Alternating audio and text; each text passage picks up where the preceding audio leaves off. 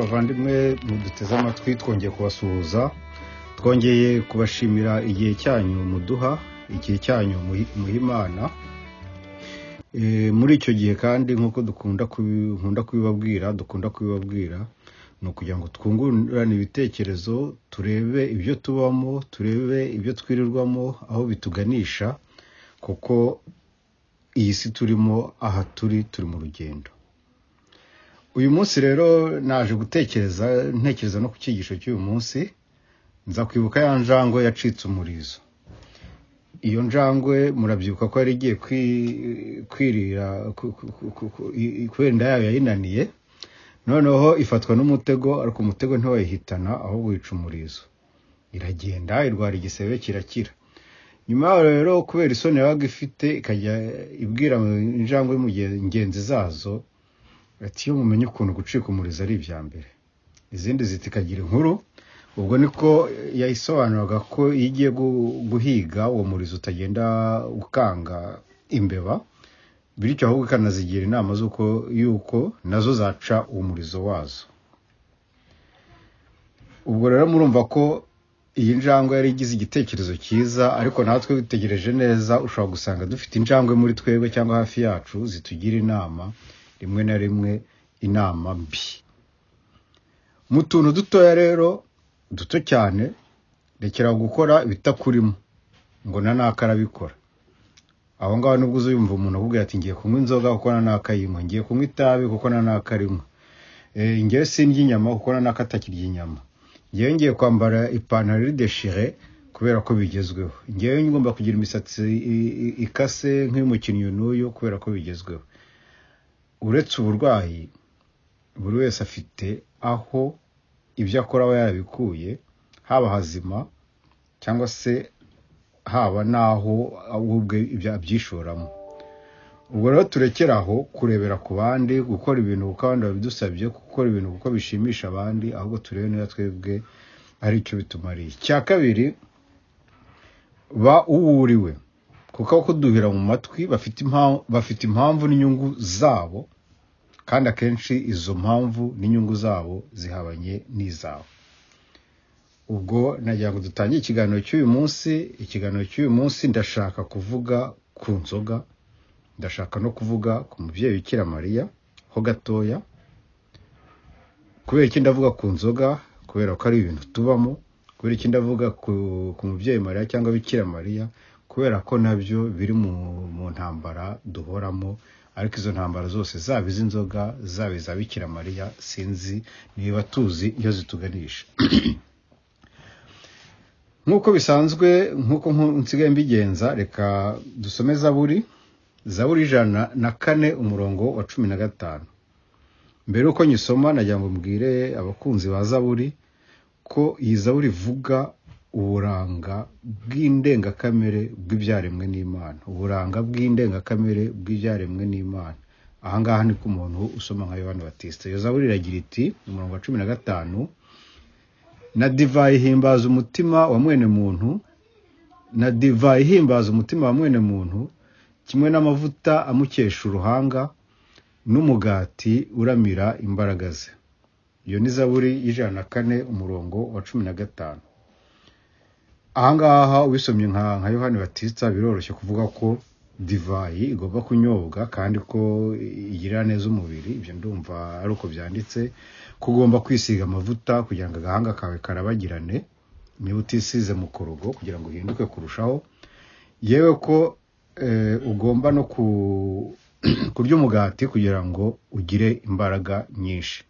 Ibyo byose tubishimira Imana ko bisoma gutya kuko ubwabyo biba bihagije. Ariko noneho reka dusunikeho gatoya uburyo tubisoma tubashe kumva icyo bishaka kuvuga mu by'ukuri. Mbibibutse iyo dusoma Bibiliya harimo ibintu bibiri tugomba kwitondera. Nuko amagambo yose ashobora kuvuga ikintu cyiza ubundi akavuga ikintu kibi, kandi ari ijambo rimwe umuntu akoresheje. Urugero, nufata urukundo ku ruhande rumwe ruzaba ruvuga urwo ushobora gukunda Imana bifite akamaro, ariko nugaruka ahandi usanga ari ukwikunda. nufata divayi rimwe uzaba urimo kuvuga igituma abantu baganira cyangwa se bamererwa neza, ariko ku rundi ruhande uzasanga ari ubusinzi. Nuvuga Imana ku ruhande rumwe azaba ari Imana uhoraho, ubundi uvuga shitani n'ibindi byinshi. Ntanze urugero nko mu rurimi rwacu rw'ikinyarwanda, ndakoresha ijambo ururimi, bazakubwira ko ururimi rwica rukiza, ururimi rugaba rukananyaga, rusingiza ndetse rukavuma. Yewe urwo rurimi nongereho ko runaribwa. Urumva ko ijambo rimwe rishobora gukora ibintu byinshi cyangwa gukoreshwa ibintu byinshi. Ni nako rero Bibiliya iteye. Ngarutse rero kuri Zaburi, divayi ihimbaza umutima w'umuntu. Divayi ni ukuri guherekeza urukundo, kuko umutima muri Bibiliya usobanura urukundo. Divayi ni ukuri, ni ukuvuga ko ukuri guhimbaza umutima w'umuntu, kuko umuntu hari turimo kumubona nk'umuntu muzima, ntabwo turamufata nk'umuntu wapfuye. Amavuta amukesha uruhanga. Amavuta ni urukundo, uruhanga ni ubwenge, ni naho hagaragara urukundo. Urukundo rubanziriza ukuri, kandi urukundo niyo sura y'umuntu. Niyo mpamvu hano baratubwira ati amavuta amukesha uruhanga. Umugati uramira imbaraga z'umuntu. Ahangaha umugati urimo kuvuga urukundo, imbaraga z'umuntu. Ahangaha ni ntuza ni ibimurimo. Aha nanone twabisoma tuvuga ngo urukundo nirwo ruha imbaraga ibyo tuvuga. Urukundo rero nirwogere, urukundo rero nirwubahwe. Ntabwo uyu munsi rero nje kwamamaza cyangwa kurwanya inzoga, kuko ntawe mpemba, nta n'uruganda mfite ruzikora. Ahubwo reka twumve icyo Imana itubwira kuri iyi ngingo. Ubwo ndafatiraho ako kanya mvuge no kuri Bikira Mariya gatoya. Ndagendera ku Ivanjiri ya Yohani umutwe wa 2 umurongo wa 1 kugera ku wa 9. Ndayisoma yose, ibyo ntatuye nkora, ariko ntago ndayitinda, ariko ndayisoma. Ku munsi wa 3 ikana muri Galileya bacyuza ubukwe. Nyina wa Yezu yari yabutashye, kandi Yezu n'abigishwa be bari babutumiwemo. Divayi imaze gushira, nyina wa Yezu aramubwira ati nta divayi bagifite. Yezu aramusubiza ati mubyeyi, ari nge nawe ibyo tubigenzemo dute? Byongeye igihe cyanjye ntikiragera. Nyina abwira abaherezaga ati icyo babwira cyose mugikore. Hari hateretse intango 6 zibaje mu mabuye, zagenewe imihango y'Abayahudi yo kwiyuhagira. Intango yose yajyagamo inshuro 2 cyangwa 3 z'ikibindi. Yezu arababwira ati nimwuzuze amazi izo ntango. Barazisendereza kugera ku rugara. Yezu arongera arababwira ati ngaho noneho nimudahe mushyire umutegeka w'ubukwe. Baramushyira. Umutegeka w'ubukwe amaze gusogongera ku mazi, yahindutse divayi, atazaho iyo divayi iturutse.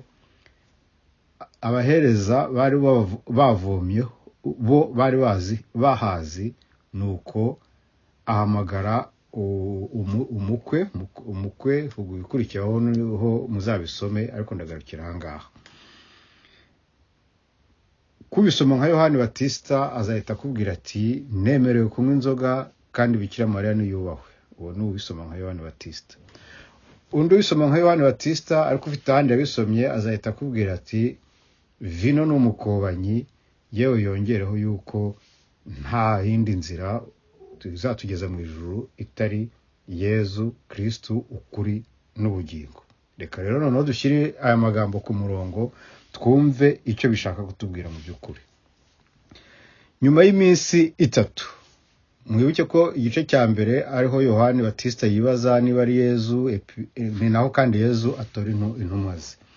Nyuma y'iminsi 3, ubwo niko ntuzitangira ino vanjiri ivuga kuri 2, umutwe wa 2. Iyo minsi 3 irashushanya ibigomba gukorwa mu maso y'Imana byari byujujwe. Urugendo rw'iminsi 3 mu butayu, muribuka mwimuka Misiri cyangwa se mu kuva.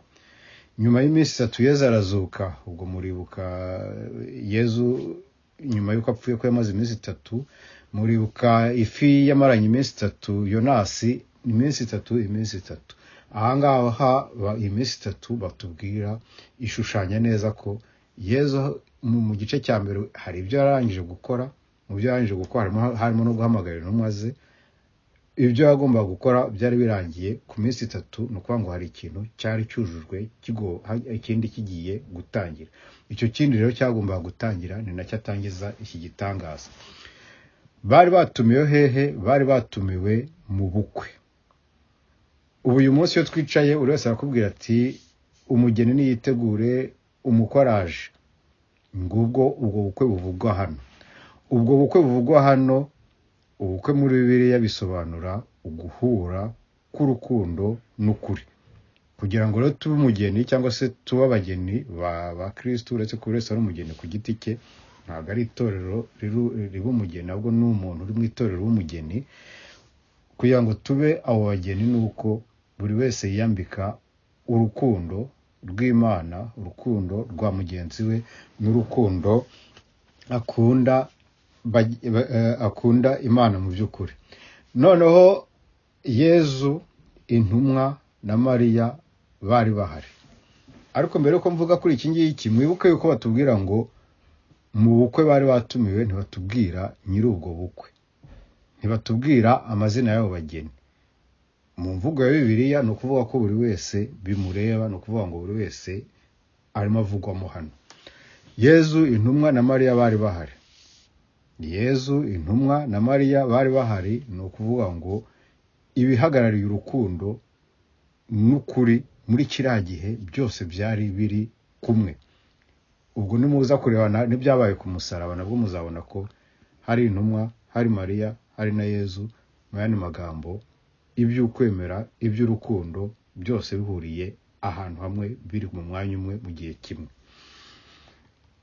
Divayi rero iza gushira. Divayi iza gushira. Ahangaha mukurikire neza, mwumvisha ko hejuru ntuza divayi nayise ukuri. Ariko kubera ko muri Novanjiri Yezu nyir'ubwite ahari, mwibuke ko ubwo avuga ko ari we mukwe mukuru, ni abivuga mu mavanjiri, wenda nazahabashakira uyu munsi nzabyisha nzabibabwiraho. Yezu ko yari ahari, ntabwo divayi iri buvuge ukuri, ahubwo noneho iravuga urukundo. Ni ukuvuga ngo tuzamutse twigiye hejuru. Divayi iza gushira.